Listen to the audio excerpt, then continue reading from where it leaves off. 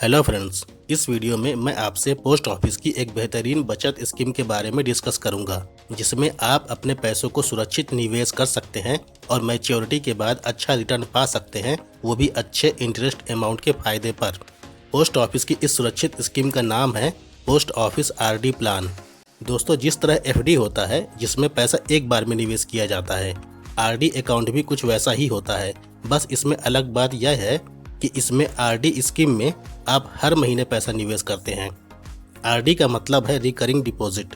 वैसे तो RD account किसी भी फाइनेंशियल इंस्टीट्यूशन या बैंक में खुलवाया जा सकता है, पर पोस्ट ऑफिस में आरडी अकाउंट खुलवाना ज़्यादा सुरक्षित रहता है और इंटरेस्ट रेट भी अच्छा होने के कारण रिटर्न भी अच्छा मिलता है।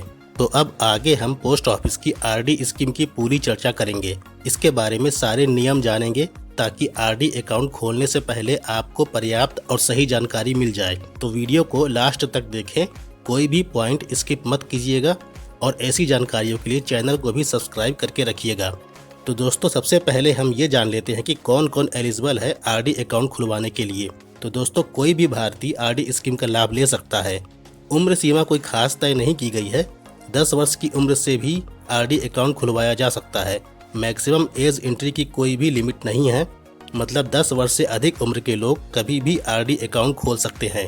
इसमें इंडिविजुअल और ज्वाइंट अकाउंट दोनों खुलवाया जा सकता है। एक से ज़्यादा अकाउंट भी खुलवाया जा सकता है और दोस्तों, आप चाहे तो बार बार आरडी स्कीम का लाभ ले सकते हैं। चलिए डिपॉजिट टाइम पीरियड की बात करते हैं। तो दोस्तों, कम से कम 5 साल तक के लिए आरडी अकाउंट का लाभ ले सकते हैं। इसका मतलब है कि आरडी अकाउंट की मैच्योरिटी 5 साल है।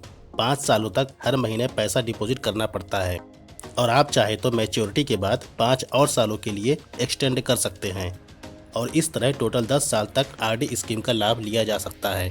डिपॉजिट या इन्वेस्टमेंट की बात करें तो दोस्तों, इसमें आप कम से कम 100 रुपये जमा करके अकाउंट ओपन करवा सकते हैं और 10 रुपये के मल्टीपल में कितना भी पैसा जमा करवा सकते हैं, जैसे कि 110, 150, 250, 500, 1000, मतलब लास्ट में 0 होना चाहिए। और मैक्सिमम जमा राशि की कोई भी लिमिट नहीं है, मतलब आप चाहे तो कितना भी ज़्यादा पैसा जमा कर सकते हैं। आप चाहे तो कैश देकर या चेक से भी जमा कर सकते हैं। ऑटो डेबिट का भी ऑप्शन होता है, मतलब हर महीने आपके सेविंग अकाउंट से अपने आप पैसा आरडी स्कीम में जमा हो जाते हैं। इसमें आपको हर महीने पैसा जमा करना होता है, पर यदि आप 6 महीने का एडवांस में जमा करना चाहते हैं तो आपको डिस्काउंट भी मिल जाता है। 10% की छूट मिल जाती है। यह डिस्काउंट 1 महीने के डिपॉजिट अमाउंट पर मिलता है। जैसे कि अगर आप हर महीने 5000 रुपये जमा करते हैं और आप 6 महीनों का एडवांस में जमा करते हैं तो 10% डिस्काउंट के हिसाब से आपको 500 रुपये कम जमा करने होंगे। बिना डिस्काउंट के 6 महीनों का टोटल आप 30,000 रुपये जमा करते, पर यदि आप एडवांस में जमा करते हैं तो 29,500 रुपये जमा करने होंगे। ऐसे ही अगर 1 साल का आप एडवांस में जमा करते हैं तो 1 महीने की जमा राशि पर 40% का डिस्काउंट मिल जाएगा। ऐसे में भी यदि आप हर महीने 5,000 रुपये जमा करते तो बिना डिस्काउंट के 1 साल में आप 60,000 रुपये जमा करते, लेकिन एडवांस में जमा करने पर आपको 2,000 रुपये का डिस्काउंट मिल जाएगा और फिर आपको सिर्फ 58,000 रुपये ही जमा करने होंगे। आगे इंटरेस्ट रेट की बात करते हैं। तो दोस्तों, पोस्ट ऑफिस की आरडी स्कीम में हर 3 महीने में इंटरेस्ट रेट अपडेट किया जाता है। फिलहाल न्यू इंटरेस्ट रेट 5.80% है। अगर आप अभी इस स्कीम का लाभ लेते हैं तो मैच्योरिटी होने तक आपको इसी इंटरेस्ट रेट का लाभ मिलता रहेगा, भले ही इसके बाद इंटरेस्ट रेट बदल भी दिया जाए। इसमें इंटरेस्ट रेट कंपाउंडली चक्रवृद्धि ब्याज दर अप्लाइड रहता है। अब चलिए हम एक कैलकुलेशन भी कर लेते हैं कि हमको कितने इन्वेस्टमेंट से कितना रिटर्न मिलेगा। इसके लिए आप गूगल पर सर्च कीजिए पोस्ट ऑफिस आरडी कैलकुलेटर। यहाँ फिर कई सारी वेबसाइट आपको मिल जाएंगी जहाँ पर आप कैलकुलेशन कर सकते हैं। चलिए मैं इस लिंक पर क्लिक करके कैलकुलेट कर लेता हूँ। इसके बाद आप यहाँ पर देखिए, यहाँ पर मंथली इन्वेस्टमेंट लिखा हुआ है। मान लेते हैं कि मुझे हर महीने 10,000 रुपये इन्वेस्ट करना है, तो मैंने इसे 10,000 सेट कर दिया। फिर नीचे रेट ऑफ इंटरेस्ट लिखा है जो कि मैंने 5.8% सेट कर दिया। उसके नीचे टाइम पीरियड दिया गया है, मैंने इसे 5 साल सेट कर दिया है। इतनी डिटेल देने के बाद आपको रिजल्ट मिल जाएगा। आपने 5 सालों में टोटल 6 लाख रुपए इन्वेस्ट किया और उस पर आपका इंटरेस्ट अमाउंट 96,968 रुपये बन गया। और टोटल अमाउंट जो मैच्योरिटी के बाद मिलेगा वो होगा 6,96,968 रुपये। इस वेबसाइट की लिंक मैंने डिस्क्रिप्शन में दे दी है। इस तरीके से आप खुद भी कैलकुलेट कर सकते हैं। यहाँ पर मैंने यह चार्ट भी दिखा दिया है। 1,000 रुपये से लेकर 10,000 रुपये तक आप देख सकते हैं। इस चार्ट को देखकर भी आप पूरा समझ सकते हैं। मैं इसमें से एक समझा देता हूँ। जैसे कि मान लेते हैं कि आप हर महीने 2,000 रुपये डिपॉजिट करते हैं और आरडी टर्म यानी 5 साल तक जमा करते हैं, तो आपका टोटल इन्वेस्टमेंट 1,20,000 रुपये होगा और मैच्योरिटी के बाद 5.8% इंटरेस्ट रेट के हिसाब से टोटल इंटरेस्ट अमाउंट 19,393 रुपये हो जाएगा। मतलब आपको टोटल 1,39,393 रुपये मिलेगा। इसी तरह से आप बाकी भी समझ सकते हैं। आप इस चार्ट का स्क्रीनशॉट लेकर रख लें। इसमें आप लोन भी ले सकते हैं। आपके टोटल इन्वेस्टमेंट का 50% आप लोन ले सकते हैं। लोन पर जो इंटरेस्ट रेट लगेगा वो आरडी स्कीम के इंटरेस्ट रेट प्लस 2% के साथ लगेगा। मतलब इस इंटरेस्ट रेट के हिसाब से 5.8 प्लस 2 7.8% लोन का इंटरेस्ट रेट रहेगा।